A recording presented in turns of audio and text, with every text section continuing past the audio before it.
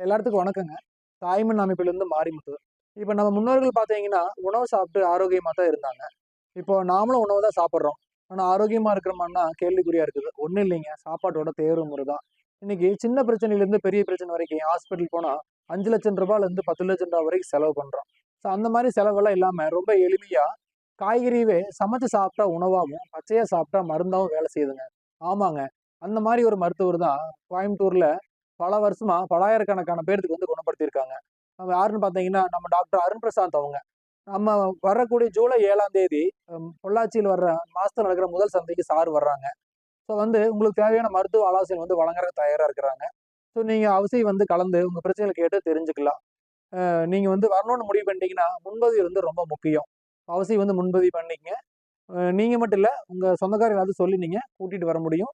வர ஜூலை 7ஆம் தேதி ஞாயிற்றுக்கிழமை காலையில 10 மணியிலிருந்து மதியம் 2 மணி வரைக்கும். நன்றி.